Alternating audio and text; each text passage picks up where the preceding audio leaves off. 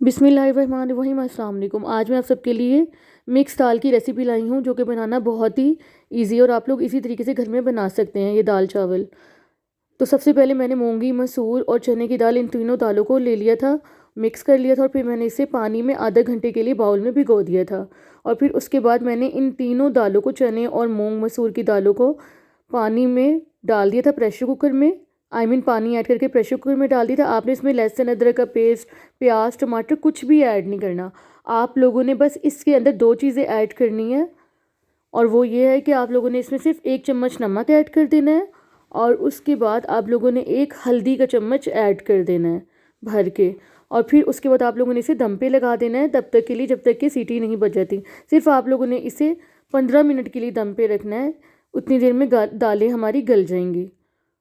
और फिर दूसरी तरफ मैंने कढ़ाई में घी ले लिया था और इसे मैंने मेजरमेंट कर लिया था, 1 प्याली छोटी मैंने डाली थी इसके अंदर, वो मैंने इसमें ऐड कर दी थी। और फिर मैंने प्याज़ों को इसके अंदर ऐड कर दिया था घी गर्म करने के बाद। और उसके बाद मैंने प्याज़ों को तब तक फ्राई कर लिया था जब तक कि प्याज हमारे गोल्डन नहीं हो गए थे। याद रखें आप लोगों ने ये मिक्स दालें हो सके तो घी में ही बनाइएगा, इससे अच्छा टेस्ट आता है दालों का, दाल का। फिर उसके बाद ये देखिए प्याज हमारे फ्राई हो चुके थे। फिर मैंने लहसुन अदरक का पेस्ट 1 चम्मच इसके अंदर भर के ऐड कर दिया था और लहसुन अदरक का पेस्ट ऐड करने के बाद मैंने इसे तब तक फ्राई कर लिया था जब तक कि लहसुन अदरक के पेस्ट की जो स्मेल है वो इसके अंदर से अच्छी तरह नहीं चली जाती। आप लोगों ने इसे तब तक प्याज़ों को फ्राई करना है इसके अंदर जब तक कि लहसुन अदरक की स्मेल अच्छे तरीके से इसके अंदर से ख़त्म नहीं हो जाती। फिर उसके बाद आप लोगों ने इसके अंदर टमाटर बारीक कटे हुए ऐड कर देने हैं, 2 बड़े साइज़ के। फिर उसके बाद आप लोगों ने इसके अंदर ये मसाले ऐड कर देने, नमक, लाल मिर्चें और ज़ीरा पाउडर और हल्दी।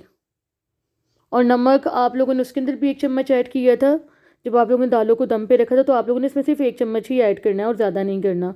फिर उसके बाद आप लोगों ने तमाम मसालों को इसके अंदर अच्छे तरीके से मेल्ट कर लेना है तब तक जब तक कि हमारे जो टमाटर है इसके अंदर मेल्ट नहीं हो जाते मसाले में और हमारा मसाला अच्छे तरीके से नहीं भुन जाता, तब तक आप लोगों ने इसे भूनना है। और दूसरी तरफ मैंने दालों को भी घोट लिया था, प्रेशर कुकर को मैंने दम से उतार लिया था सीटी बजने पे। और ये देखिए दालों को मैंने अच्छे तरीके से घोट लिया था और मुझे दाल घोटते हुए पूरे 20 मिनट हो चुके हैं और दालें हमारी अच्छे तरीके से मेल्ट हो चुकी हैं। आप लोगों ने दालों को तब तक इसमें घोटना है मदनी की मदद से जब तक ये अच्छे तरीके से मेल्ट नहीं हो जाती।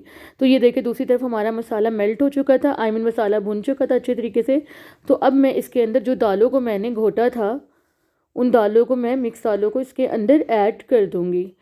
तो ये देखें दालें मैंने इसके अंदर मिक्स कर दी हैं। अब आप लोगों ने इसको अच्छे तरीके से दालों को मसाले के अंदर मिक्स कर देना। अगर आप लोगों को लगे कि इसमें भी थोड़ी सी कसर है दाल में तो आप लोग इसे और मज़ीद अच्छे तरीके से घोट सकते हैं और दालों को इसके अंदर अच्छे तरीके से मिक्स कर लें। फिर उसके बाद मैंने इसके अंदर 1 चम्मच काली मिर्चों का ऐड कर दिया था एंड पे, और काली मिर्चों का 1 चम्मच पाउडर भर के ऐड करने के बाद मैंने इसके अंदर गरम मसाला पाउडर ऐड कर दिया था, क्योंकि गरम मसाला पाउडर हमेशा एंड पे डलता है।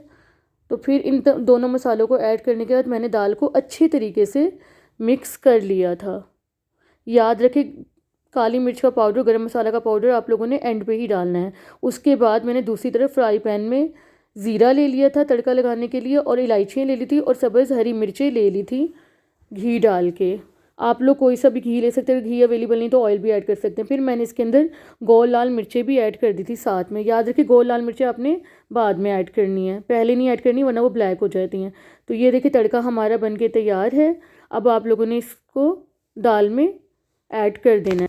तो ये देखिए दाल को मैंने तड़का लगा दिया था और दाल को तड़का लगाने के बाद मैं अब इसके अंदर हरा धनिया ऐड कर दूँगी और हरा धनिया ऐड मैंने इसमें कर दिया है। तो ये देखें दाल की हमारी शक्ल कितनी अच्छी आ रही है और माशाल्लाह हमारी दाल बनके तैयार है। अब मैं आपको इसकी फ़ाइनल लुक दिखाती हूँ, क्योंकि मैंने चावल भी बॉइल्ड किए थे। तो ये देखें चावल मैंने बॉइल्ड कर लिए थे साथ। तो अगर आप लोगों को मेरी ये रेसिपी आज की अच्छी लगी है तो लाइक एंड शेयर ज़रूर कीजिएगा। मिलते हैं नेक्स्ट रेसिपी में। अल्लाह हाफिज़।